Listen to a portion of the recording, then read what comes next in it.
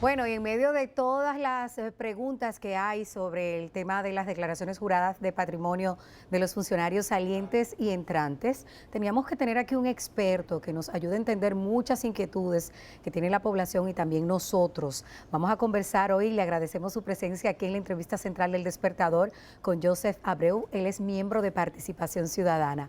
Buen día, bienvenido Joseph, que sea la primera de muchas entrevistas. Buenos días a todos allá, Rosa, René. Un placer conversar y muchas gracias por permitirme la participación. Cuéntenme ustedes. Bueno, Joseph, aquí veo en tu perfil de Participación Ciudadana que tiene amplia experiencia en esto de impuestos y política tributaria. Yo quiero comenzar preguntando, de que tú le expliques a los televidentes la diferencia entre evasión fiscal y elusión fiscal y el modus operandi de las empresas offshore que están en los paraísos fiscales. Y también le explique eso, qué son los paraísos fiscales. Comencemos como decían en la universidad, con el marco teórico conceptual de esos conceptos para después entrar en detalle. De acuerdo. Respecto a la evasión y la elusión fiscal, la diferencia entre estos dos conceptos es que la elusión fiscal son vacíos legales que tienen las legislaciones tributarias en diferentes países, y la evasión fiscal es una violación a la ley, es una falta tributaria, puede ser un delito tributario, si se tipifica como una falta penal. En el caso de la elusión, muchas legislaciones se configuran para aprovechar vacíos que tiene la ley y sin la necesidad de incumplir en un delito, muchas empresas pueden planificarse y tributar menos impuestos en sus jurisdicciones donde son residentes. Aquí entran entonces en este esquema de planificación fiscal, es donde entran las offshore, que son empresas constituidas fuera de las legislaciones donde los contribuyentes son residentes. Y en este caso se aprovechan paraísos fiscales inicialmente para evitar una doble imposición. Pero en planificaciones fiscales agresivas puede lograrse una doble no imposición, o sea que no se pague impuestos en ninguna de las jurisdicciones. En el caso de la planificación fiscal que no es abusiva, que es perfectamente correcta, se pueden utilizar offshore para constituir empresas y administrar activos, para proteger activos, para manejar inversiones globalizadas sin la necesidad de pagar impuestos demasiado agresivos. Por ejemplo, como tenemos paraísos fiscales, también tenemos lo que son infiernos fiscales, que son legislaciones donde son altamente onerosas para los patrimonios de los contribuyentes y pueden ser, por ejemplo, en una misma transacción puede ser grabada en el país de la residencia como en el país donde se ejecuta la acción. Entonces ahí opera lo que es una doble tributación y eso desincentiva la inversión. Entonces sí, las offshores y los paraísos fiscales pueden ser usados para planificaciones fiscales agresivas, para evasión fiscal, pero también son utilizadas para planificación fiscal responsable, donde no necesariamente implique una evasión fiscal ni un delito. O sea que tenemos los dos conceptos. Joseph, ¿qué lectura le podemos dar para que usted nos ayude a entender mejor y poder nosotros también dejar la confusión que tenemos al tema de que el presidente de la República tenga unos 3.000 millones de pesos en Islas Vírgenes y Panamá, en 3 inversiones distintas?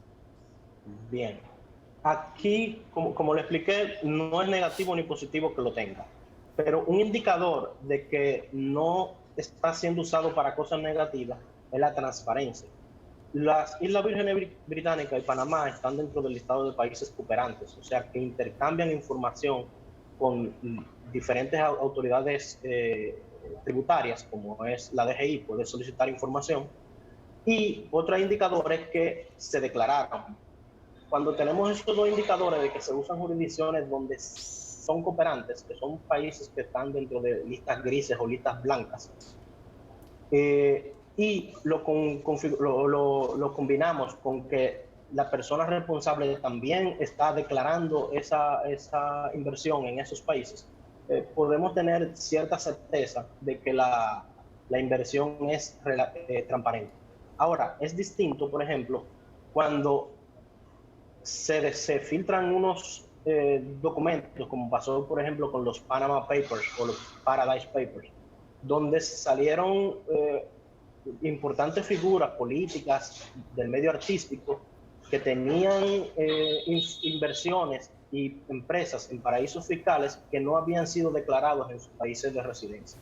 Entonces ya ahí estamos hablando de una intención de ocultación o de evasión fiscal.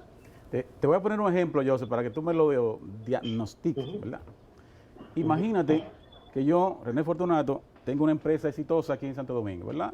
Que todo el mundo la conoce, que produce millones de pesos, y yo hago así a esa empresa, creo otra empresa y la pongo como copropietaria de las acciones de esa que está haciendo, que de esa que tengo en Islas Virgen, tengo una en Islas Virgen.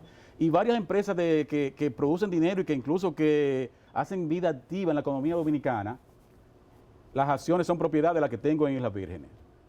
¿Tú crees que eso es saludable para la economía de un país, transparente, recomendable, sano? Explícame esto tú de la perspectiva de participación ciudadana y de tú como analista. Bien, desde la perspectiva, bueno, ya como analista principalmente, te puedo indicar que va a depender del país. En el caso, por ejemplo, de República Dominicana, nuestra jurisdicción fiscal es territorial. Entonces, independientemente de a nombre de quién estén las acciones de una empresa que esté tributada, registrada o tenga su residencia fiscal en República Dominicana, va a pagar todos sus impuestos en República Dominicana, que lo paga la empresa. Ya en el caso de que se tengan vía paraísos fiscales o vía offshore, se tengan acciones, esto es un tema de protección de los mismos activos, porque muchas veces las empresas tienen diferentes inversiones o los accionistas tienen diferentes inversiones y no quieren que un problema legal que pueda tener una inversión le afecte a otra inversión. Aquí ya entrando a lo que es la perspectiva de planificación de participación ciudadana respecto a este tema, yo lo enfocaría básicamente más en el control.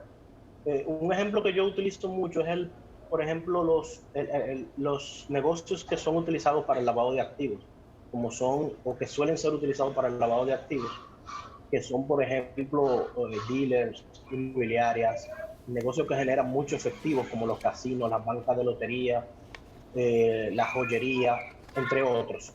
Ese tipo de negocios, el hecho de que uno lo tenga no quiere decir que uno esté dedicado al lavado de activos, pero son altamente utilizadas por personas que tienden a este tipo de actividades ilícitas. ¿Y qué es lo que se hace con esos negocios? Se le establece un control adicional. Entonces, básicamente es el mismo esquema que se utiliza para el caso de las offshore y los paraísos fiscales.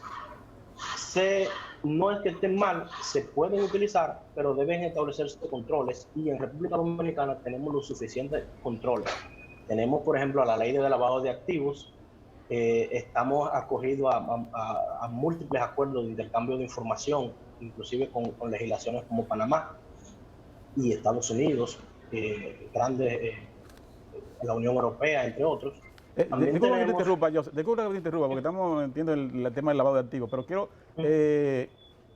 cerrar este dato, a ver si tú lo tienes.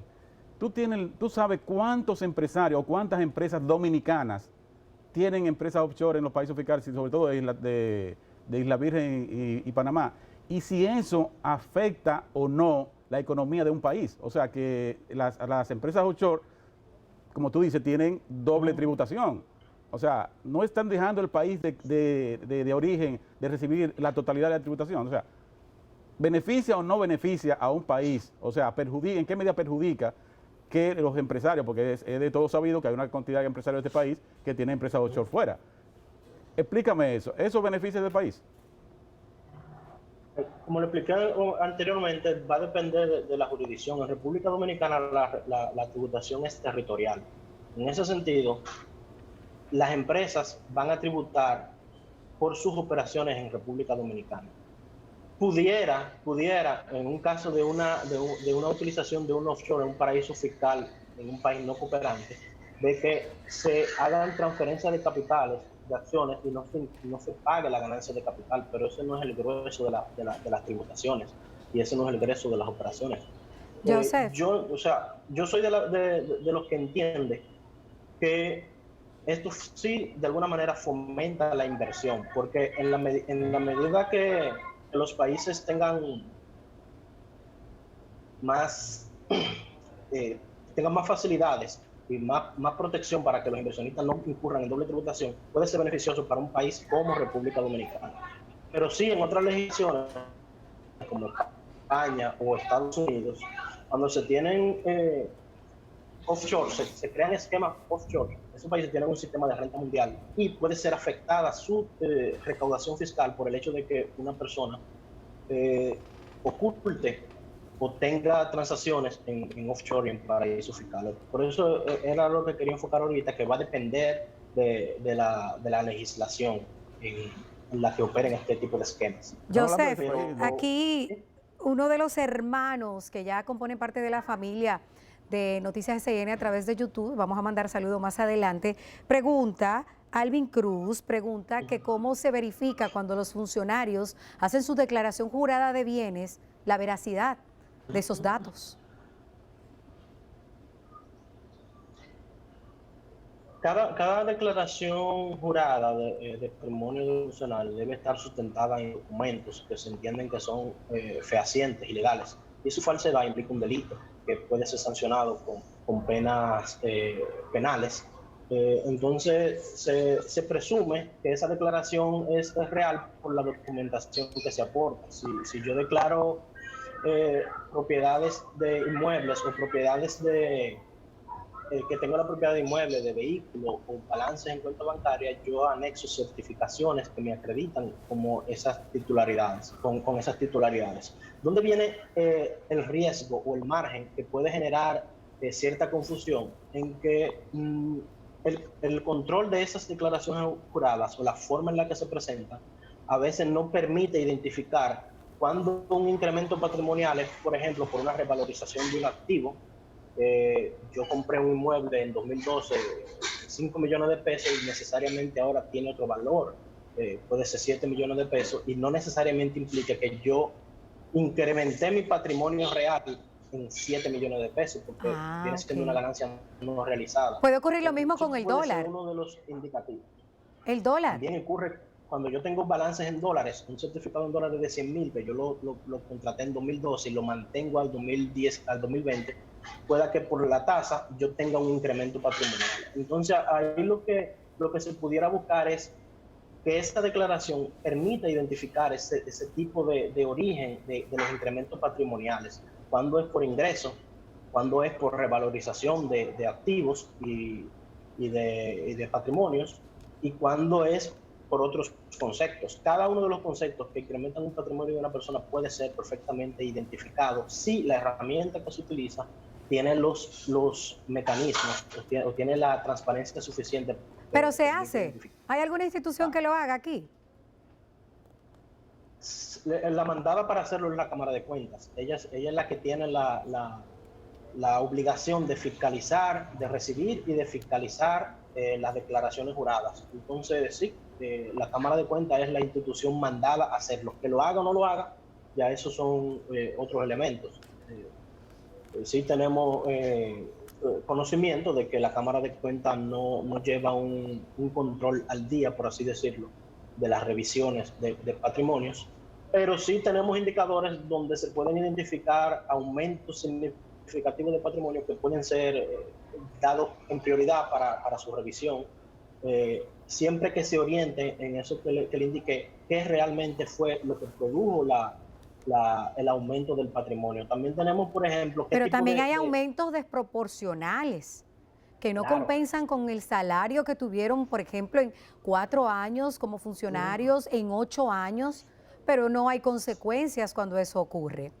Sí, es básicamente una de las debilidades. El sistema de persecución no es muy activo. El sistema de verificación tampoco es muy activo, pero como ya te indiqué, sí debe observarse que ese incremento sea real. Porque, por ejemplo, tenemos una persona en la declaración patrimonial, la declaración jurada patrimonial de los funcionarios públicos se incluyen los bienes del cónyuge. Entonces, tal vez hay que verificar si tú te casaste en el proceso de una declaración a otra y tu pareja viene con un patrimonio más suntuoso. O sea, eso es algo que debe identificarse. Hay que identificarse si tus activos que tú tienes declarados en tu declaración jurada son generadores de renta, porque entonces ya uno no incluiría solamente el salario en la evaluación, también incluiría los posibles rentas que generaron esos activos, que puede ser dividendos generados por una inversión en acciones, o puede ser alquileres que haya generado una inversión inmobiliaria, entre otros. O sea, O herencia.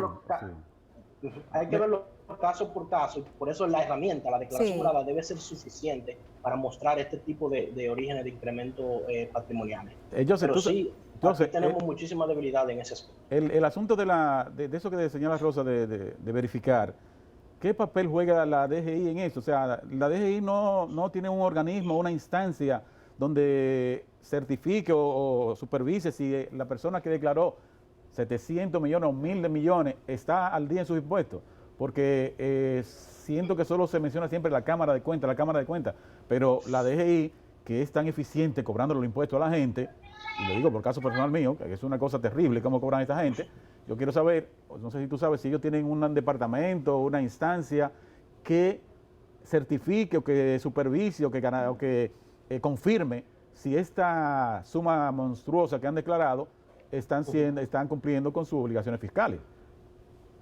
Sí, definitivamente la DGI está facultada, tiene su facultad de fiscalización de declaraciones juradas. Puede ser un incremento patrimonial importante, una motivación para que la DGI se interese en un tipo de declaración jurada y compare con las declaraciones de impuestos que haya esta persona y su cónyuge, en el caso de que sea casada, a ver si se corresponde con lo que está indicando en su declaración jurada. O sea, tiene esa facultad. Lo que no sabemos es si tiene la voluntad o está dentro de su planificación, pero de que tiene la facultad, la tiene. Sí, la tiene. Lo que se está preguntando es que si existe un departamento allí encargado de eso, si existe alguien allí en la DGI a donde uno pueda ir. El departamento tal de la DGI es el encargado de eso y ahí te dicen si hicieron o no, si están al día en sus impuestos. ¿Existe eso? O sea, ¿tú conoces algún precedente de que se haya verificado la realidad, la certeza de esos datos declarados? Existen los departamentos de fiscalización en DGI, tanto a nivel de grandes contribuyentes como a nivel de administraciones locales. Existen los mecanismos donde una persona puede denunciar, donde entiende que hay un incumplimiento tributario, y se supone que la DGI debe atender cada una de estas denuncias. Sobre si una persona declaró o no declaró, es una información muy particular que la DGI la puede dar respecto a sectores, pero no respecto a contribuyentes en particular. Yo, como interesado, puedo solicitar las declaraciones juradas de los profesionales o de las empresas y profesionales que estén dentro de mi misma actividad económica, porque es un interés mío conocer la tributación. Ella me puede dar esa información de manera global, pero no de manera particular a un contribuyente, de un contribuyente a otro. Ahora sí, la Cámara de Cuentas puede solicitar esta información a la DGI y debe ser suministrada, y sí la DGI tiene la facultad. Ay, perdón. Joseph, pregunta Jorge Rogers, quien es televidente del Despertador a través de YouTube, que como el papel lo aguanta todo, si con la documentación de declaración jurada de patrimonio se depositan o no los certificados de las propiedades y copia de las cuentas de ahorros o corrientes. Se deben depositar certificaciones de los bancos que indiquen que esa persona tiene esos balances en la cuenta, y se deben depositar la documentación que certifique la propiedad de cada uno de esos inmuebles, vehículos. Esa información entra dentro del grupo de información confidencial que sí se debe depositar, pero no está disponible al público. Está disponible ante una situación de verificación que, por ejemplo, haga la Cámara de Cuentas o la Procuraduría en el marco de una investigación penal, pero sí está la obligación de aportar la documentación. O sea, esa documentación se supone que todo lo que está ahí declarado tiene una certificación legal que lo avala, en caso debidamente notarizado o legalizado. O sea, se entiende que eso es así y no hay un elemento para presumir otra cosa. Joseph, ¿qué opinión tiene usted como experto en este tipo de análisis y también participación ciudadana con relación al gabinete de lujo que tenemos en comparación con los recursos que han declarado? Opinión de los funcionarios. Sí, de los funcionarios nuevos que son millonarios, que han declarado bienes cuantiosos. Sí, básicamente son personas de un perfil que se le reconoce un perfil de empresarios, muchos de larga data, en diferentes, tanto en el medio de la comunicación como empresarios tradicionales. Y se entiende que tengan un patrimonio importante. Uno no puede hacer una valoración de si está correcto, si está bien o mal, porque eso ya va a depender de otras circunstancias o de otros hechos, principalmente sobre la veracidad de esos patrimonios, que ya esos son otros elementos que se deben analizar por separado. Hay otro problema ahí en tu declaración, hay otro problema para mí que es serio. Cuando una gente declara, está poniendo al dominio público sus bienes. Pero cuando uno va a la DGI, te digo por experiencia, pero pues yo he ido a buscar información tributaria de una persona. Por ejemplo, yo puedo ir mañana a decir, dame la declaración de Rosa, la declaración de impuestos de Rosa, y me dicen, no, eso es personal y privado. Ahí no dan información sobre eso. Entonces, habría que modificar los reglamentos de la DGI o la ley o no sé qué, para que la persona que acceda al poder, o sea, a un funcionario público, que al tiempo que declara, la DGI tenga la apertura de también dar la información de si están al día en los impuestos, porque cuando uno, y eso lo sabe, tú lo debes saber eso de experiencia, de que si uno le vende a una institución del Estado, lo primero que le dicen a uno es, traiga su certificación de al día en los impuestos. Eso es lo primero que si no le pagan. Y eso fue una de las medidas que hay que elogiar del gobierno anterior de Danilo Medina. Si a mí me deben 50 millones en educación y voy a cobrarlo, me dicen, ¿dónde está su declaración de al día en los impuestos? Eso es lo primero que le dicen a uno y no pagan sino eso. Entonces, estas personas que han hecho esto, que han puesto en evidencia pública, ejercitándose en la transparencia, vamos a agotar el proceso total de la transparencia, vamos a seguir a la DGI. ¿Tú no crees que la DGI debe tener, si no lo tiene, o qué mecanismo aplicar para que los funcionarios que depositaron su declaración jurada en la Cámara, la ciudadanía tenga el derecho también de solicitar una certificación en la DGI? Porque eso es la transparencia total. Bueno, sí, declararé esto, pero no estoy declarando lo que pagué, si pagué o no pagué. Entonces, yo creo que tú no crees que ahí hay como una dicotomía y un escollo en el ejercicio de la total transparencia. Bueno, sí, definitivamente debería incluirse.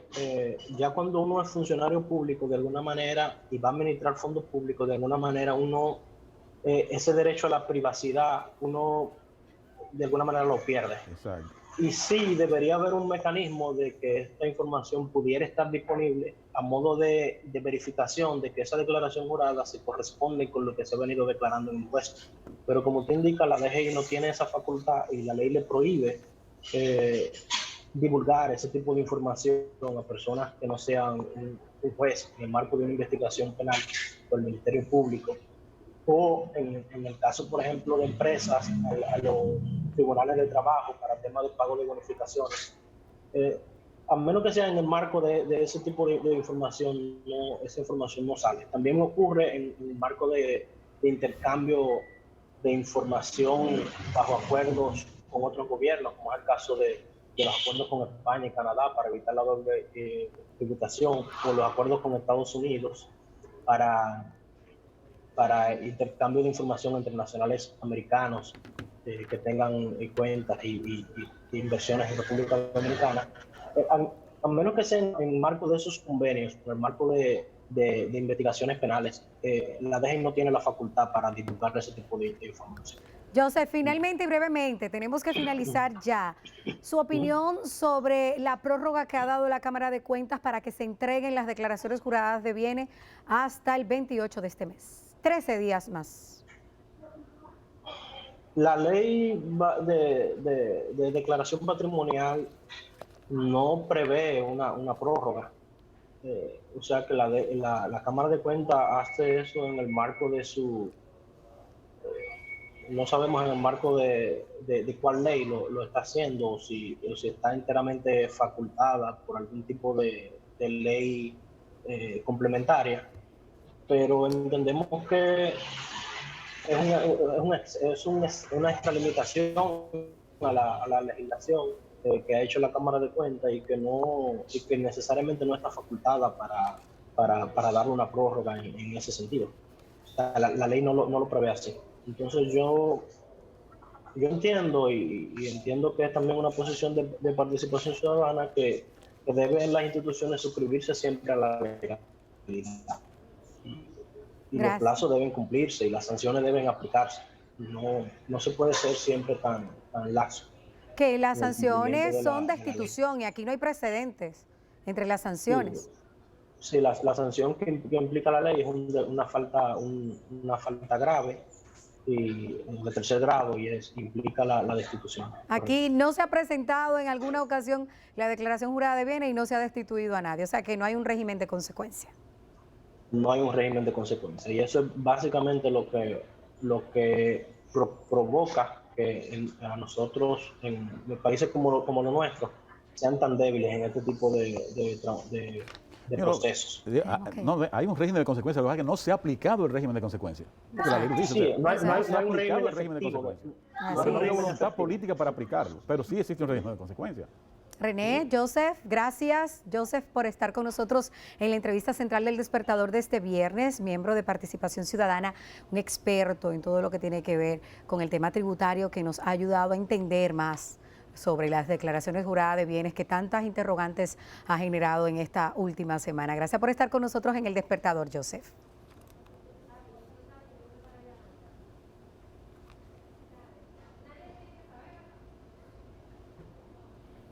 Terminamos por hoy la entrevista central. Vamos a venir en segundos, 2 o 3 segundos, con saludos para nuestros hermanos de YouTube.